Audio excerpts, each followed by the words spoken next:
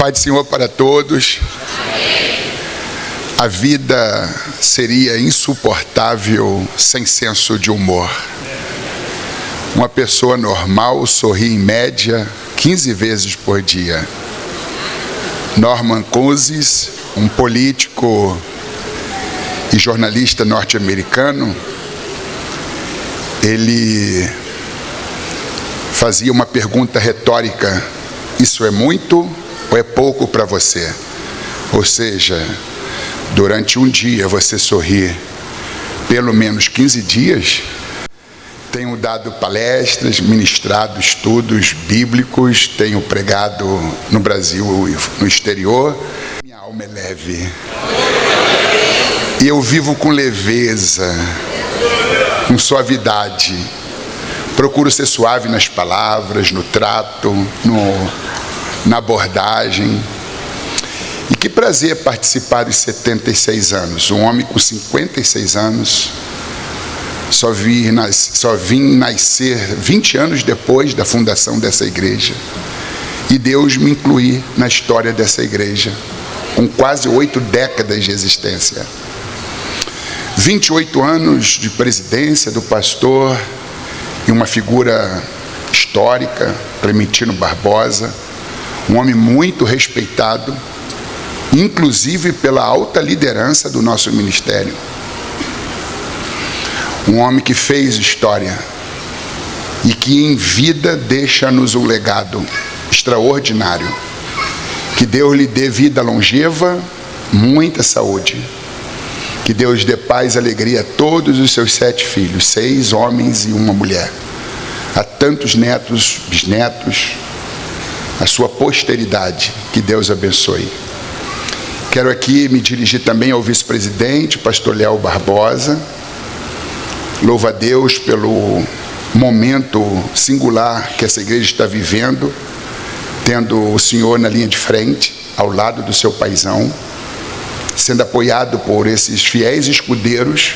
Dentre eles está aí o pastor Marcos Gouveia, um advogado dedicado, e a todos os demais membros da diretoria, dirigentes de congregações, muitos dos quais são heróis anônimos, trabalham, suam nos bastidores. Que Deus os recompense, porque a obra de Deus ela é consubstanciada no espírito de equipe, na unidade, que é o tema dessa festividade.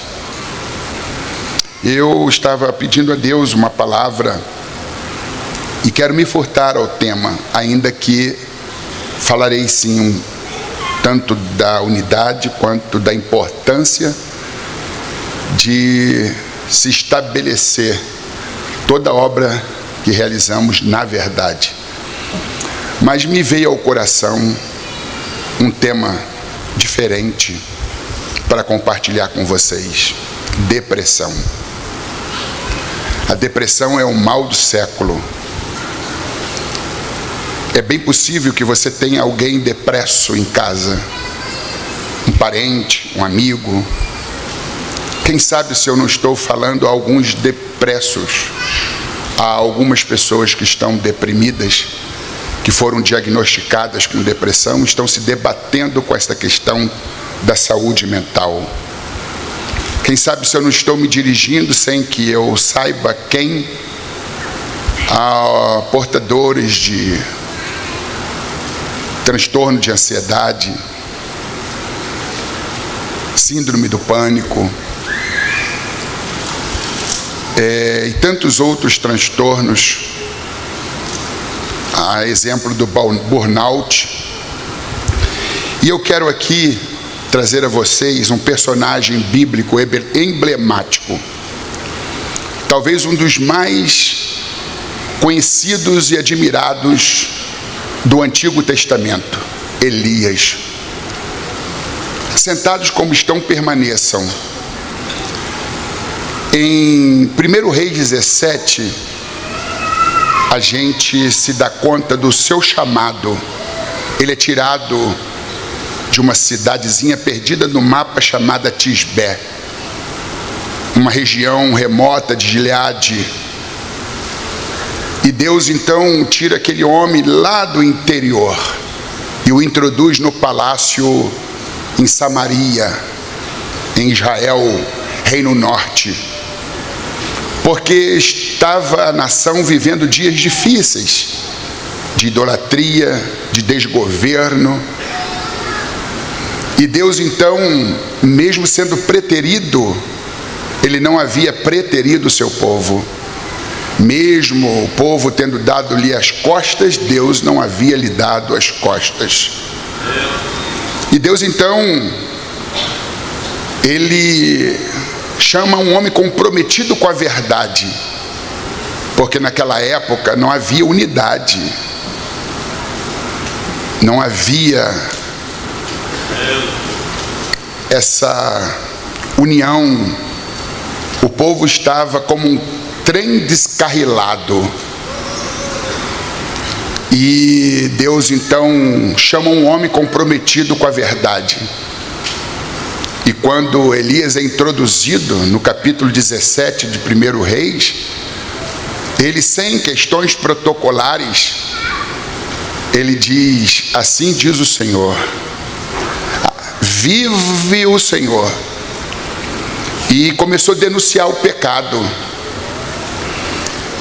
e cobrando do povo a união, a unidade, a comunhão, ao arrependimento.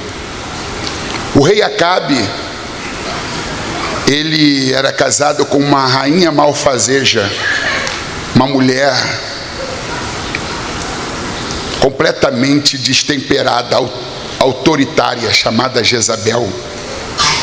E ela era a voz mais eloquente, era defensora do balaísmo.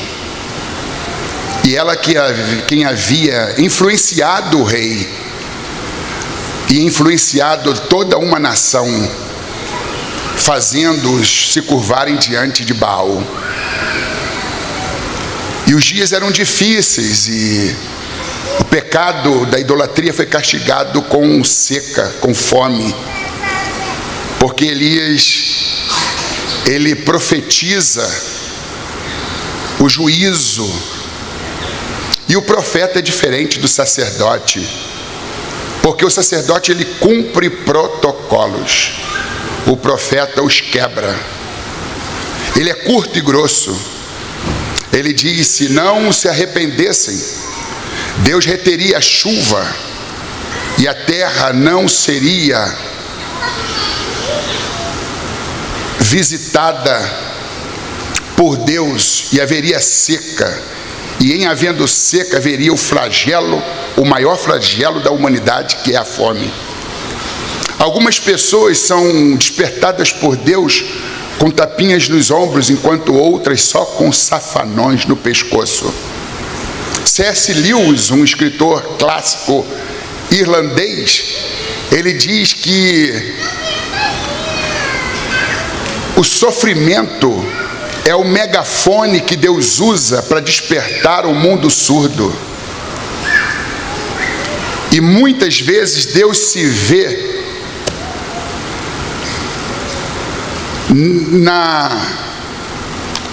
na escolha única de ter que se utilizar do sofrimento para poder despertar uma mente cauterizada, um coração insensível.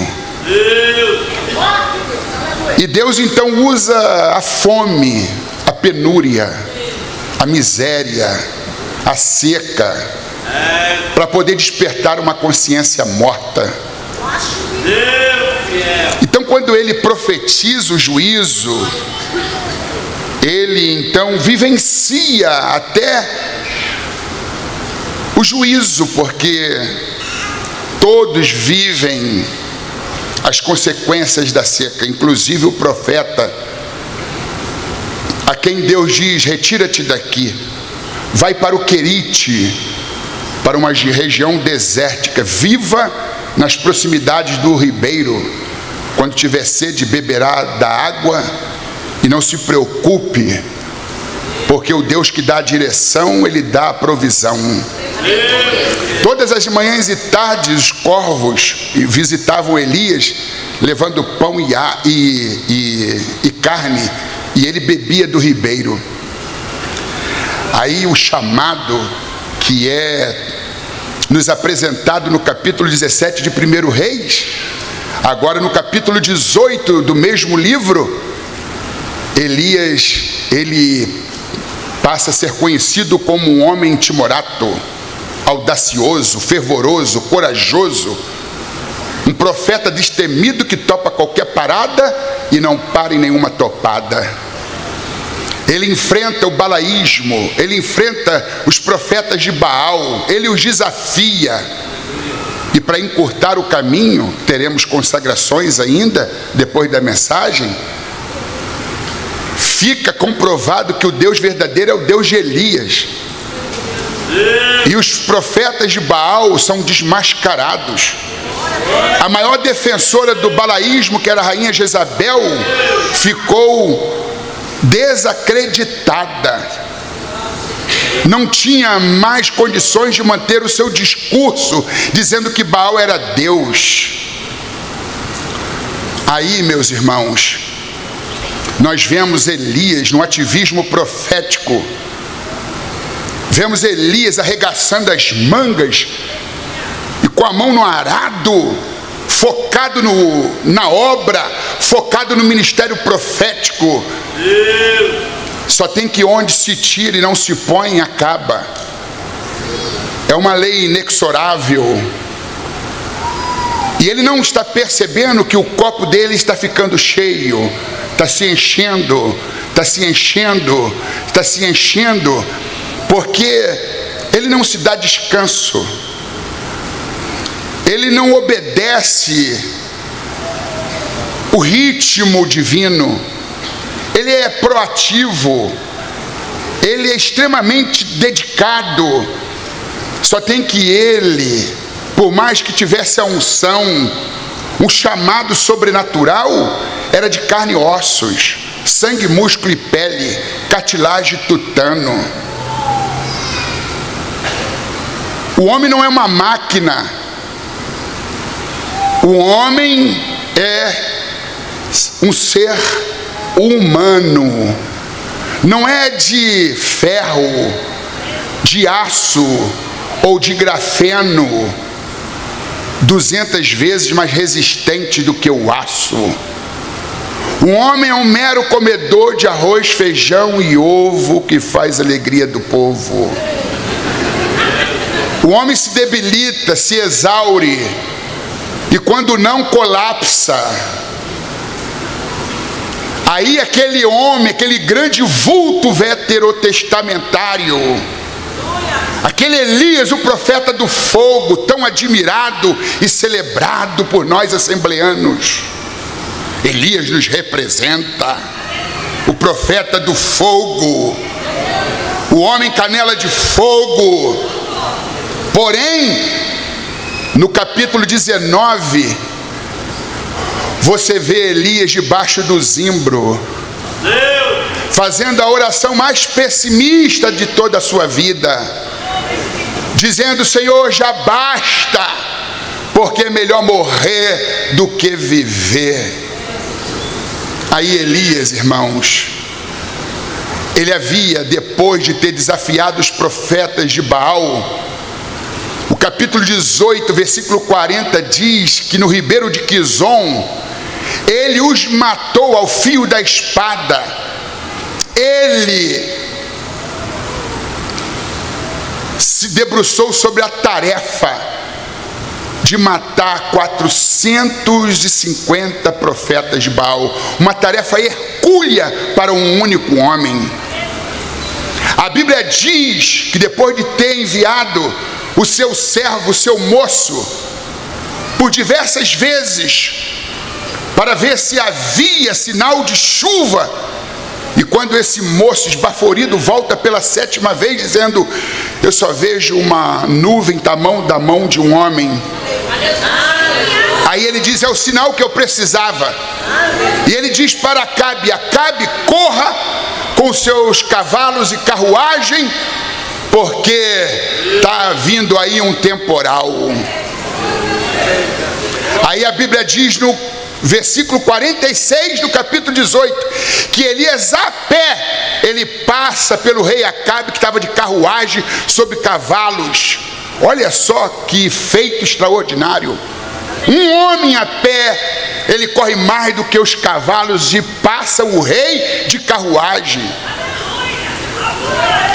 Mas isso pode ser muito perigoso.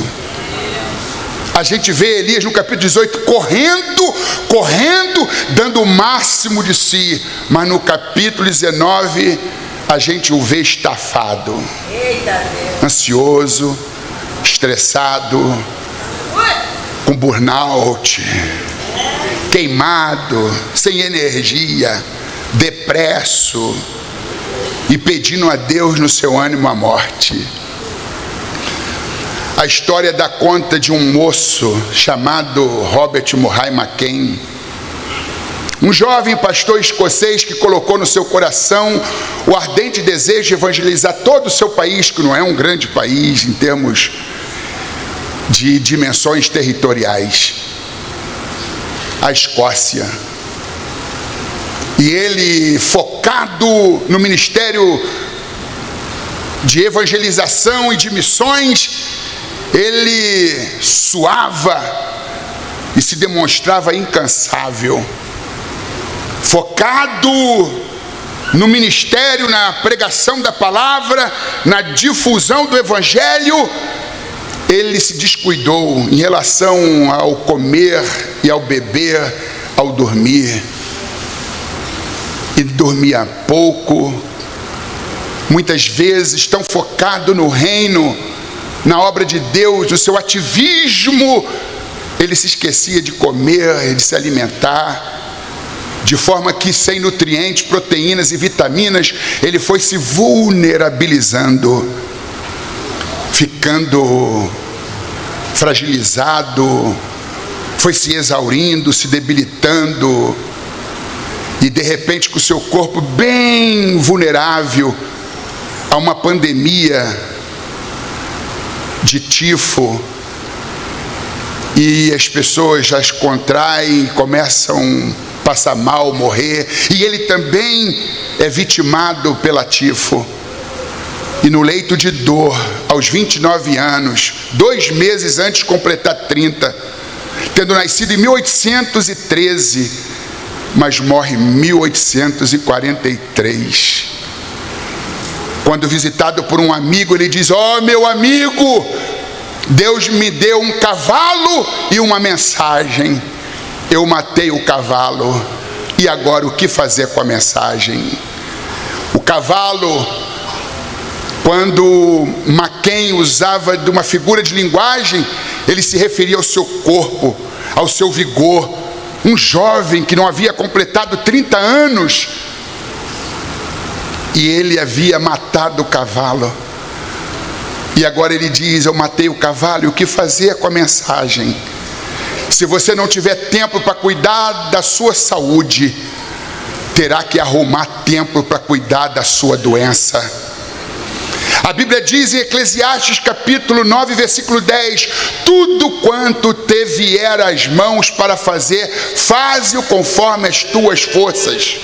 Porque para a sepultura para onde tu vais não há obra, nem trabalho, nem indústria, nem ciência e nem sabedoria alguma." Mas observe a sabedoria bíblica: tudo quanto te vier à mão para fazer, faze-o conforme as tuas forças. Não é além das tuas forças, é conforme as tuas forças, não é além das tuas forças. Você precisa viver e viver saudável, para desfrutar do seu cônjuge, desfrutar dos seus filhos, desfrutar dos seus netos e quem sabe dos seus bisnetos. Que Deus dê vida longeva para todos vocês. O velho é um jovem que deu certo. Oh, meus queridos irmãos, a Acompanhe o meu raciocínio, diga assim: eu tentei ser forte. Vamos melhorar? Eu tentei ser forte. Até que despedacei. Se a dor não for sua,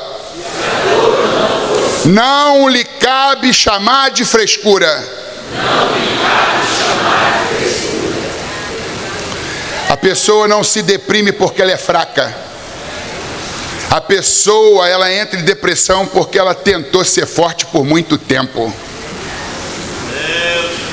E só a gente sabe o quanto dói tentar ser forte o tempo todo. Ninguém consegue ser forte de janeiro a janeiro. Entra ano, sai ano. Aí Elias, irmãos,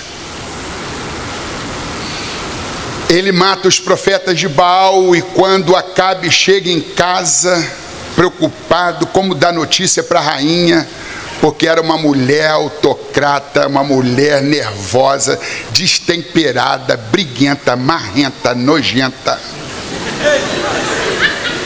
E ele era um calça frouxa, um pusilânime.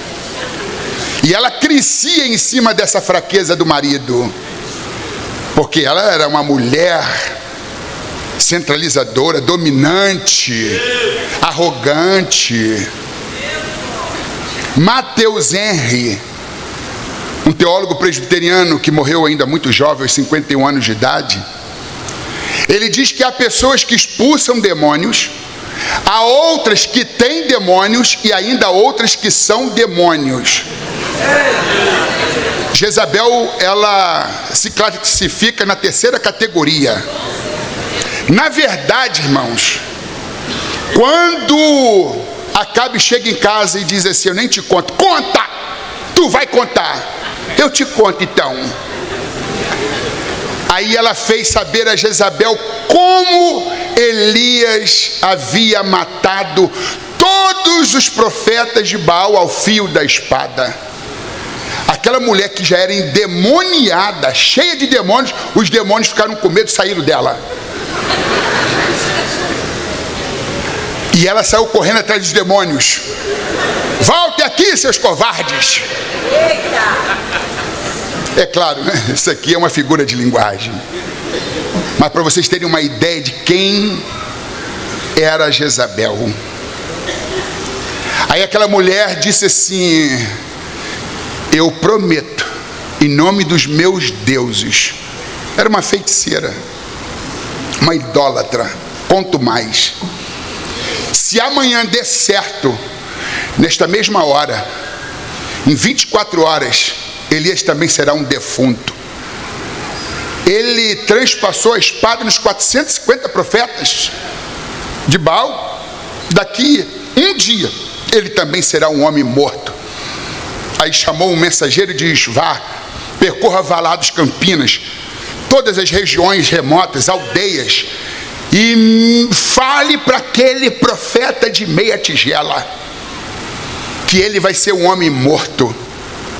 Aí o capítulo 18, versículo de número 46 diz que a mão de Deus estava sobre Elias, e Elias sempre confiou na proteção de Deus, mas agora, quando ameaçado, ele tem medo, e o medo desestabiliza a fé.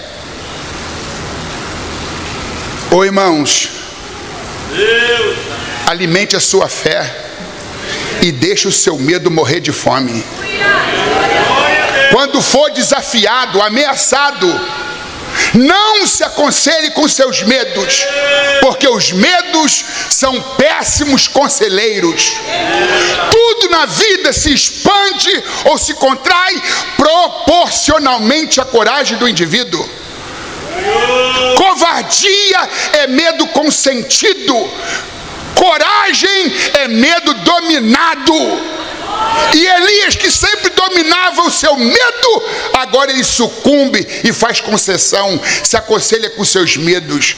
Aí os medos disseram: Elias, desta vez, meu irmão, não tem outra saída senão, ó, pé para quem te quer. Fuja! E ele se esqueceu que a mão de Deus estava lá, onde sempre esteve, para garantir a sua proteção. E quando o medo entrou, ele passou a ver a sua vida na mão de Jezabel. A tua vida não está na mão de Herodes. A tua vida não está na mão de Faraó. A tua vida não está na mão da rainha Jezabel. A tua vida está nas mãos de Deus.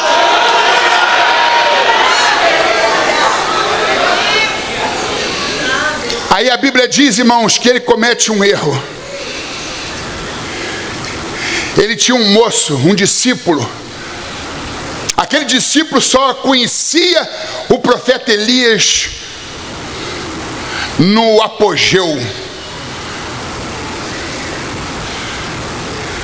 nas elevações espirituais.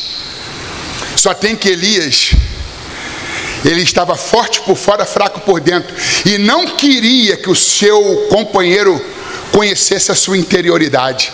Medo, insegurança, abatimento, angústia, tristeza. Melhorou muito de 90 para cá, mas até 1980 os pastores, eles contribuíam para uma cultura de o líder, ele não é vulnerável, ajudando a passar uma ideia de que era um super-homem, um He-Man. Lê do engano. Somos todos de carne e ossos, sangue, músculo, pele, cartilagem, tutano. Me perdoe a expressão talvez não muito apropriada. Usamos todos papel higiênico. Se Deus te usa poderosamente, menos. Nunca se ache demais, porque tudo que é demais sobra. Tudo que sobra vira resto, e todo o resto vai para o lixo. Menos. Menos. Baixa a tua bola. Tu não é a última bolacha do pacote. E ainda que fosse a última bolacha do pacote, costuma vir toda quebrada. 2 Coríntios 4:7. Temos, porém, esse tesouro em vasos de barro, para que a excelência do poder seja de Deus e não de nós. Aprove a Deus colocar sua palavra, colocar o Espírito Santo dentro de vasos de barro. Se a obra está acontecendo através da tua vida, é por causa do tesouro, não é por causa do vaso de barro.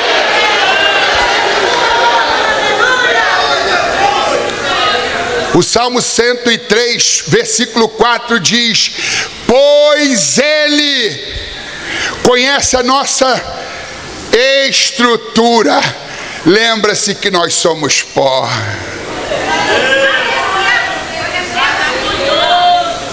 Você é pó, eu sou pó. Somos todos cadáveres adiados, se não o somos agora, o seremos depois. Nem esse corpo nos pertence. Nem esse corpo nos pertence, somos apenas usuários. Viva no ritmo de Deus. O povo que caminhava pelo deserto tinha que seguir o seu líder, e o seu líder seguia os sinais. Quando a nuvem parava, Moisés dizia: vamos parar. Aí a nuvem parou, você continua caminhando? Deus tem uma agenda, você tem outra? Deus tem um ritmo, você tem o teu próprio ritmo. Vai se exaurir, vai se estafar, vai se estressar, vai colapsar. Aí Elias diz assim para aquele moço: fica aí, agora minha carreira será solo, siga seu caminho que eu vou seguir o meu. Ele não fala que está com medo, ele não fala da ameaça, Ele simplesmente está no olho do furacão, numa crise sem precedente, mas ele não se abre. Nós somos seres intrinsecamente sociais. Nós precisamos do outro. Lá em Gênesis, Deus diz: não é bom que o homem esteja só. A sabedoria salomônica diz em Eclesiastes 4, 9, 10, 11, 12, que é melhor serem dois do que um, porque tem melhor pago o seu trabalho. Porque se um cair, o profeta estava emocionalmente caído, o outro levantará o seu companheiro, mas ele não participa da sua dor, ele mascara a sua dor, ele finge que está tudo bem, que ele é o homem de ferro. E um cordão de 3 dobras não se quebra tão depressa. Aprove a sabedoria divina fazer com que nós, homens, sempre necessitaríamos de outros homens. Nós, pastores que alimentamos o rebanho, precisamos que alguém nos alimente. Nós, pastores que cuidamos do rebanho, precisamos de alguém que nos cuide, que cuide de nós.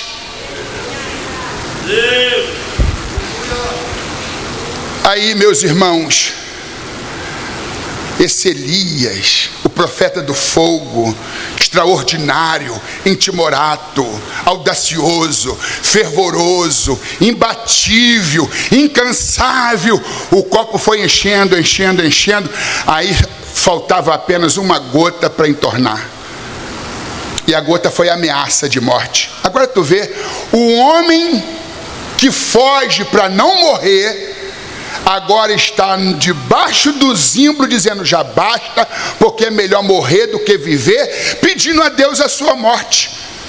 Não, Deus, dê cabo à minha vida, me matou, fugiu para não morrer. O homem é um ser contraditório, agora está pedindo para morrer. E se tu ler a Bíblia de capa a capa, você vai descobrir que ele nunca morreu. O plano de Elias era um, o de Deus era outro. A rainha Jezabel que disse assim: vai morrer, eu também vou matar, daqui 24 horas será um defunto, vai morrer. Ela morreu há quase 3.000 anos e o profeta Elias continua vivo. Quem é Jezabel? Se a mão de Deus está sobre você.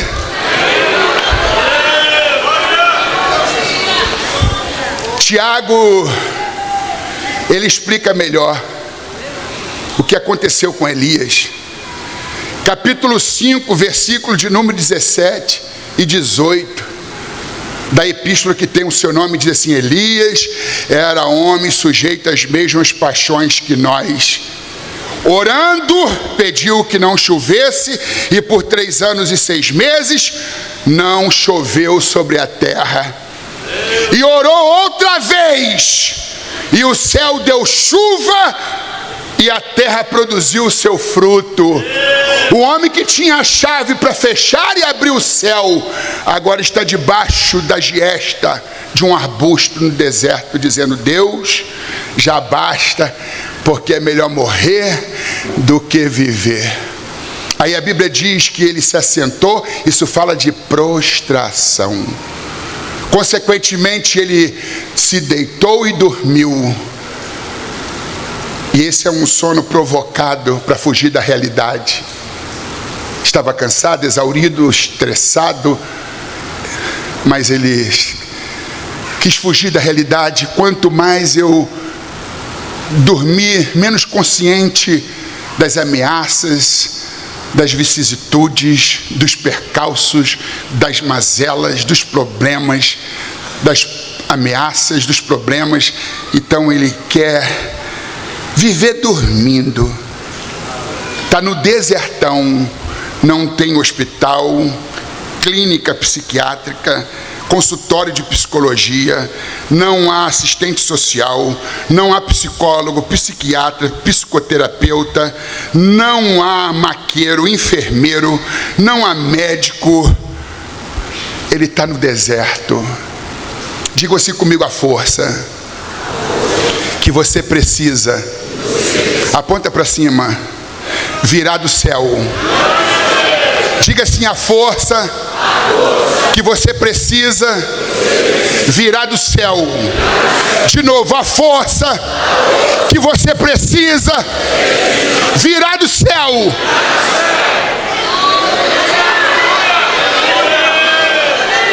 Poucos podem fazer uma terapia. Poucos podem pagar uma consulta de um psicoterapeuta, psiquiatra, psicólogo. O SUS, se ficar esperando, se conseguir em 6 meses, é um sucesso. A grande maioria esmagadora não tem como pagar uma consulta e se vê como Elias no desertão, sem eira e sem beira. Mas é para você que eu quero falar. A força que você precisa virá do céu. Aí Deus olha o seu profeta dormindo debaixo do zimbro, tinha orado dizendo já basta, porque é melhor morrer do que viver. Aí Deus diz para o anjo: vai lá, toque-o, desperta-o e leva da panificadora do céu um pão cozido na brasa, e do meu rio leve água fresca para o meu servo. O anjo vem descendo com o pão e com a água fresca e põe na cabeceira de Elias. Elias está dormindo. Aí a Bíblia diz que o anjo vem e o tocou e disse: desperta. O toque é importante. Ele transmite segurança, apoio. O toque diz assim: ó, eu estou aqui com você. Tu não está só nessa encrenca, não. Carl Gustav Jung, pai da psicologia analítica, ele diz: conheça todas as teorias, domine todas as técnicas, mas quando tocar numa alma, seja apenas outra alma humana. O pior erro é quando a gente tem na família, ou um amigo, quem quer que seja, uma pessoa com depressão, e a gente chega lá e diz assim: sai debaixo dessa coberta, só vive no quarto escuro, isso é frescura, deixa de mimimi, toma uma postura combativa, homem de Deus, entregue a depressão. O anjo não dá sermão a Elias, o anjo não dá bronca. Ele simplesmente toca, desperta e diz assim: coma pão. Tu está comendo pão? Beba água. Eu tentei ser forte até que despedacei. Se a dor não for sua, não lhe cabe chamar de frescura. Agora, quando o calo está no meu pé e não no teu, o sapato apertado está no meu pé e não no teu, fica fácil dizer: para de frescura, de mimimi. Só sabe a dor do calo quem calça sapato apertado. Depressão é uma doença neural, é uma doença que atinge severamente o cérebro, comprometendo os neurotransmissores, como fazendo com que haja baixa de serotonina, ocitocina, dopamina, noradrenalina e um leque de outras substâncias químicas chamadas neurotransmissores. A pessoa não responde a uma perda da paixão, do interesse por aquilo que lhe dava interesse. 70% da depressão é acompanhada de anedonia, que não é uma doença e não é um transtorno, é um sintoma. Anedonia é a perda da satisfação e do prazer, exatamente daquilo que lhe trazia satisfação e prazer. Uma agenda cheia para cantar aqui, lá, acolá, para pregar, para reger, mas agora fica dando desculpas, sendo evasivo, tergiversando, fugindo da responsabilidade, porque não tem mais prazer. É anedonia. Por isso que Elias diz: já basta, não dá mais. Eu não quero mais saber de profetizar. O anjo não dá bronca, não lhe paga esporro, não lhe dá sermão, não lhe puxa a orelha, não diz que ele é um profeta Nutella. O anjo diz: coma e beba. Ele comeu e bebeu e tornou a se deitar, porque existem 3 níveis de depressão: a leve, a moderada e a grave. Se fosse uma depressão leve, ele teria comido e bebido, respondido à expectativa do anjo. Mas ele come, bebe e torna a deitar. Que não fosse grave, mas pelo menos moderada era. E ele volta a deitar, e o anjo volta e desperta pela segunda vez, não lhe paga sermão, não lhe puxa a orelha, e diz: coma mais, beba mais. E com a força daquela comida, ele caminhou 40 dias e 40 noites até Horebe, o monte de Deus. Aí, meus irmãos, depois de caminhar 40 dias e 40 noites, 40 dias e 40 noites, aí ele tem uma recaída. Quando ele olha, ele vê uma caverna, um ambiente escuro, úmido, fétido, e se enclausura. O cair é do homem. Não é um versículo bíblico, mas é uma verdade popular. Mas o levantar é de Deus. Agora ele está lá enclausurado na caverna, num ambiente escuro. O depresso gosta de um quarto escuro. Ele ia dizer que é um ambiente propício. Depois de ter caminhado 40 dias e 40 noites, está feio de novo. Sabe de uma coisa? Vou morrer aqui. Aí Deus não manda anjo, o próprio Deus vai lá. Agora é o próprio Deus. Não houve terremoto, não houve fenômenos da natureza como fogo, porque o depresso, ele precisa ser poupado do barulho, do ruído. Aí Deus se apresenta, sabe como? Uma voz mansa e delicada. Tu não pode gritar, esbravejar, som alto, televisão ligada nas alturas. Por favor, se você tem um depresso em casa, mantenha o silêncio, a quietude, colabore.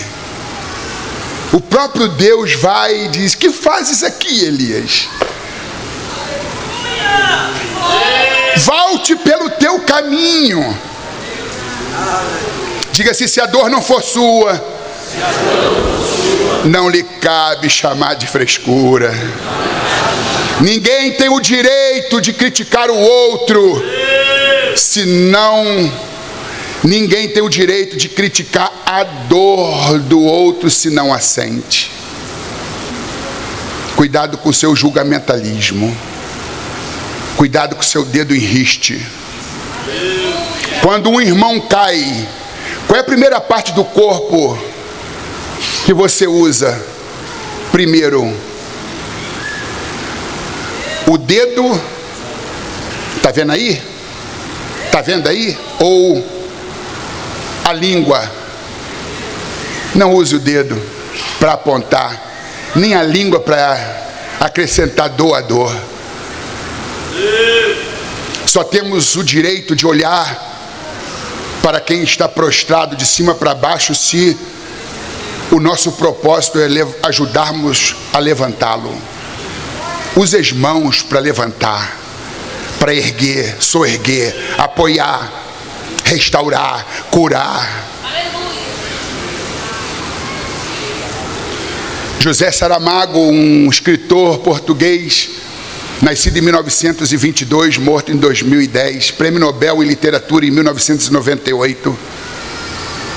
Ele disse: tens um coração de ferro, faça bom proveito, o meu é de carne e sangra todo dia. Talvez você estava cheio de culpa, dizendo: olha, eu sou culpado de estar desse jeito, ser um fraco, um derrotado. Isso acomete até o homem de Deus. É porque é demônio. Em alguns casos sim, mas na maioria dos casos não. É falta de oração. Espera aí, você ora mais do que Elias orava? Porque o homem de Deus não fica deprimido. Elias é o que? É homem de Deus? Ou não é? Comprovadamente o é. O homem de Deus não fica deprimido. O homem de Deus não tem miopia. não usa lentes grossas. Homem de Deus também não fica doente, febril, não tem câncer no baço, no pâncreas, no fígado, no intestino. Homens e mulheres de Deus não padecem com todo tipo de doenças, diabetes. Se o homem de Deus fica com diabetes, por que o homem de Deus também não pode ser vulnerável à depressão? Há muitos tabus e comentários injustos que só acrescentam dor, a dor do enfermiço, do doente. Existem 3 tipos de depressão: depressão exógena, depressão endógena e depressão atípica. O que é depressão endógena? São aquelas que estão ligadas a fatores internos biológicos, déficit de neurotransmissores. Existem pessoas que desde a mais tenra idade, crianças depressas, adolescentes depressos, jovens, adultos, anciãos depressos, e que desde a mais tenra idade, um psiquiatra, no caso, que fará uma avaliação mais assertiva para chegar a um diagnóstico e para receitar uma medicação para poder elevar o nível de neurotransmissores, para que a pessoa leve uma vida normal, mas ela terá que fazer uso de medicação por resto da sua vida, quando se trata de depressão endógena. E o que é depressão exógena? Pessoas saudáveis, de bem com a vida, mas de repente a vida lhe apregou uma peça, a perda de um filho. Imagina, a ordem natural são os filhos sepultarem os pais, e não os pais sepultarem os filhos. Nunca tive, nem quero ter essa experiência, nem que você a tenha, mas pensa bem, eu não sei mensurar a dor de perder um filho. O diagnóstico de uma doença rara e fatal, ou propriamente um câncer, a perda de um negócio, a falência de uma empresa, a perda do emprego, o abandono do cônjuge que larga tudo e te deixa as mínguas, sem te dar um motivo que pudesse justificar sua decisão. Depressão exógenas são ligadas a fatores circunstanciais, ambientais. E a depressão atípica, também conhecida popularmente de depressão sorridente, talvez de todas seja a pior, porque normalmente as pessoas, quando estão com uma depressão moderada ou severa, são afastadas das atividades do trabalho, não dão conta do estudo, abandonam a faculdade, trancam a matrícula, abandonam os cursos, têm que se afastar do emprego e já não cozinham, já não lavam, não passam. O homem já não vai mais ao trabalho. Mas a depressão atípica, o depresso, ele toca a vida, continua estudando, fazendo o curso, se é casado, cuidando do cônjuge, cuidando dos filhos, trabalhando, batendo cartão, só tem que... A depressão sorridente, ele ri, ele conta uma piada, manda um áudio engraçado, e de repente o telefone toca, ou um novo áudio chega, e é de alguém ligado a você e a pessoa, e diz: está sabendo o quê? Fulano, mas o que houve? Se suicidou. Não pode ser, me fez rir hoje de manhã, agora está me dando essa notícia à tarde, que ela se suicidou. Como? Se enforcou, tomou veneno, deu cabo à própria vida. Não é possível. Por isso que você não pode desprezar a pessoa depressa, por isso que você não pode julgar, banalizar, relativizar a dor. A depressão sorridente ou a depressão atípica, ela é acompanhada, ela é antecedida por uma ideação suicida. Não é o caso de Elias, porque ele não pensa em dar cabo à própria vida. Ele está dizendo: Deus, acabe com a minha vida. Ele está pedindo para morrer. Ele não está elaborando um plano para tirar a própria vida, para que vocês não façam mau juízo. Mas a ideação suicida é a pessoa já flertar com o pensamento de dar cabo com a própria vida e agora fica escolhendo o modus operandi, o método para pôr um ponto final. Corda, colidir com uma carreta, se jogar do viaduto. E esses pensamentos que vêm do inferno, você deve dizer: o sangue de Jesus Cristo tem poder. Voltem ao inferno, pensamentos malignos.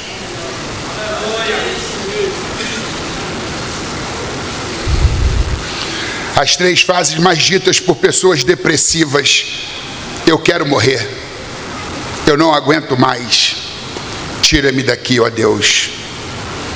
Depressão, diga comigo, depressão é pressão demais.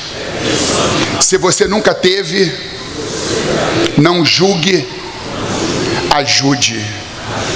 Faça assim: ajude, ajude, ajude. Você pode aplaudir a Jesus.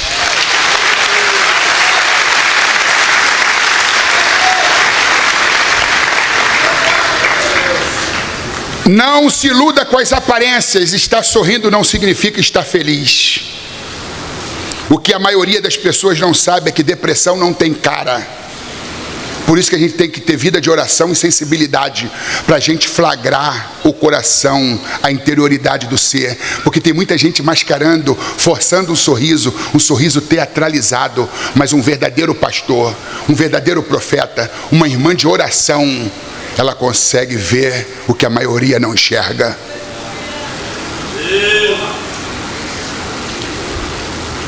E a gente está caminhando para o fim. 21% da população brasileira sofre com algum tipo de transtorno mental devido a doenças relacionadas à alma. 5 entre 10 causas de afastamento do trabalho ultimamente tem sido devido à depressão, incapacitação para o trabalho. Há pessoas que pedem socorro fazendo silêncio.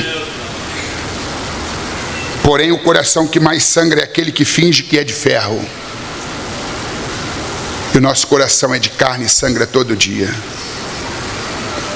No versículo 15 do capítulo 19, e o Senhor lhe disse: vai e volta pelo teu caminho para o deserto de Damasco, vem e unge a Azael, o rei sobre a Síria, também a Jeú, filho de Ninzi, ungirás rei de Israel, e também a Eliseu, filho de Safate, de Abel-Meloá, ungirás profeta em seu lugar. Diga assim comigo: quando Elias pensava que estava tudo acabado, ainda havia grandes obras a serem realizadas. Ungir o rei da Síria, ungir o rei de Israel e ungir o profeta Eliseu para atuar em seu lugar. Talvez você chegou aqui e tenha jogado a toalha, dizendo: acabou, não dá mais. Deus está dizendo: a tua vida não vai terminar debaixo do zimbro, a tua vida não vai terminar numa caverna escura. A minha obra ainda não acabou na tua vida. Tu viverás ainda muitas promessas. E eu quero aqui encerrar pedindo ajuda de vocês. Digo assim: a minha dor não é maior do que a minha missão. Agora, com uma voz mais de trovão, digo assim: a minha missão é maior do que a minha dor. De novo: a minha missão é maior do que a minha dor. Está vendo esse homem de 1,90 m, com 146 quilos? Eu sou paraquedista militar.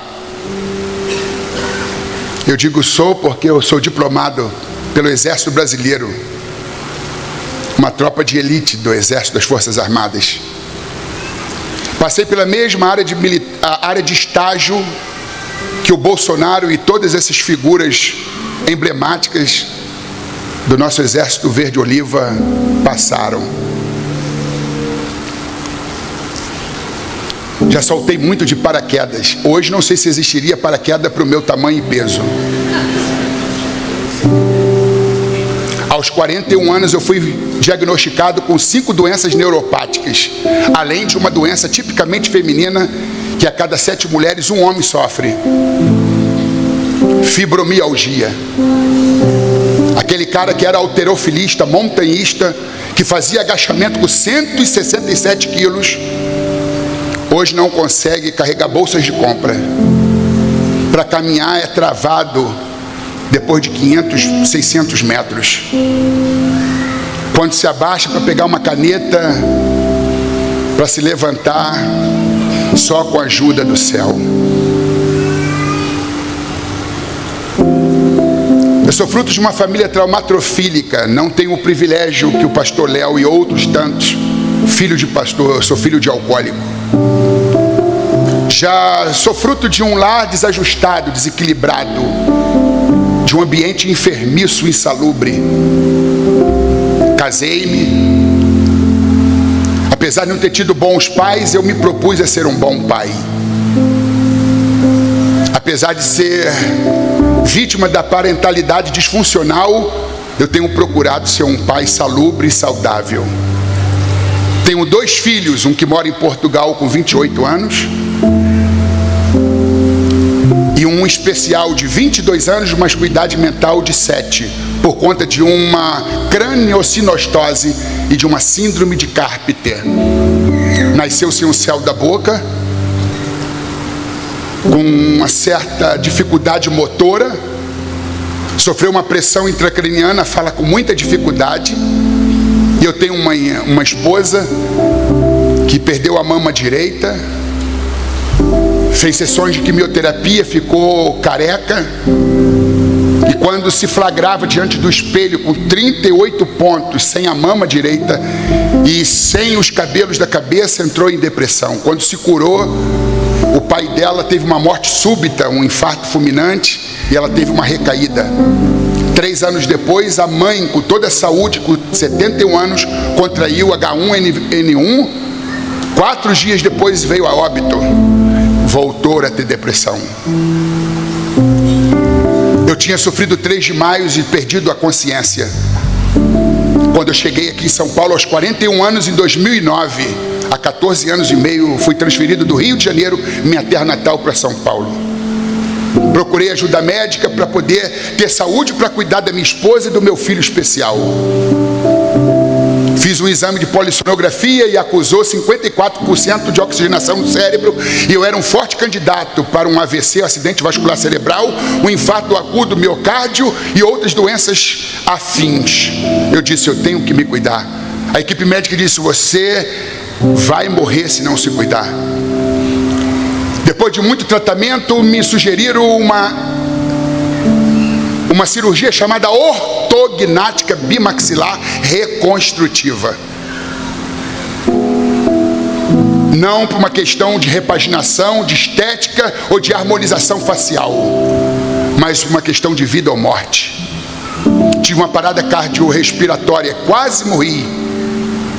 Fiquei 5 dias e tive alta, quando a médica Moneia disse assim, estou te dando alta não é porque você está bom, é porque você está muito ruim, mas o ambiente hospitalar, ele é muito propício a infecções, e se você tiver uma infecção hospitalar, você vai morrer. Vá para sua casa, porque há mais chance de você se recuperar lá do que no ambiente hospitalar. Eu estava aos frangalhos, inchado. Fiz fisioterapia, porque é diferente. 97% dos fisioterapeutas, e alguns deles estão aqui, conhecem do pescoço para baixo, e não do pescoço para cima, apenas 3% no Brasil. E a consulta é muito mais estratosférica. E eu fiz além da conta. Tratamento a laser, massagem linfática facial, todos os recursos disponíveis. Eu trago no meu rosto 54 parafusos de titânio e 8 placas de titânio. eu sofria uma lesão no nervo trigêmeo. Um desses nervos é responsável pela visão. E eu sofro de fotofobia. Tem dia que eu prego de olhos fechados, porque essa luz me incomoda, a luz do dia me incomoda. Eu era um cara que lia 6 livros por mês, e depois fui para 5, e fiquei numa média de 3 livros por mês, porque eu estava me dedicando muito à escrita. Desde janeiro de 2015, foi quando eu fui submetido à ortognática bimaxilar reconstrutiva. Eu não consigo ler um livro por mês, e quando eu consigo, com 40 dias, é uma atividade muito penosa, desconfortante. Perdi o maior patrimônio literário, o hábito da leitura. Não que ele não esteja em mim, porque tenho o maior prazer, é a incapacidade e o desconforto pela leitura. Deixa eu dizer mais. Por que eu estou dizendo isso? É coitadismo, vitimismo, para sensibilizá-los? Não. É para você entender o teor da frase. A tua missão é maior do que a tua dor. A tua missão é maior do que a sua dor. A tua missão é maior do que a sua dor. A tua missão é maior do que a sua dor. A tua missão é maior do que a sua dor. A tua missão é maior do que a sua dor. Eu posso andar devagar, mas eu não paro.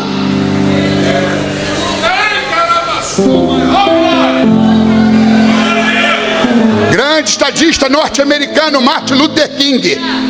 Voe, mas se não puder voar, corra, se não puder correr, ande, se não puder andar, arraste-se, mas não pare, não pare, não pare.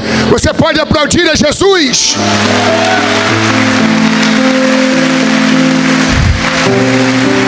Sem nenhum compromisso, não sou vendedor de livros, mas se você me ler e levar essa obra, tenho pouquíssimas. Depressão no altar, quando pastores e obreiros precisam de ajuda. Aqui também está incluído o membro de igreja. O altar não adoece ninguém, ele é curativo. O altar, ele é balsâmico, mas os ministros do altar, eles ficam doentes. Se você tem alguém para presentear essa obra, um amigo que você quer ver recuperado, um pastor, quem sabe, aqui você vai encontrar alento, aqui você vai encontrar um psicólogo de papel, um psiquiatra de papel, um anjo de papel, para te dar água e pão. Eu coloquei esse pão aqui dentro. E é um pão que vai mudar a sua vida. Custa R$50, é um livro tamanho grande, robusto, verniz localizado. Como editor, eu não sei fazer um livro barato. Papel pólen para uma leitura noturna, sem agressividade. Pensei em mim, pensei em você. Parece que eu só tenho 60 livros desse aí, não mais do que isso. E eu não vou vender esses aqui. Este aqui é do meu pai branco, meu querido amigo, mentor, pastor Clementino Barbosa, com grande carinho. Alex Melo Cardoso, 23/9/2023.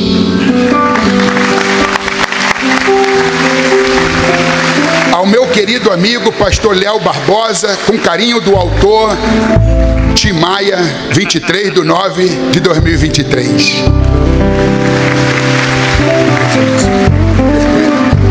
Obrigado, meu pastor.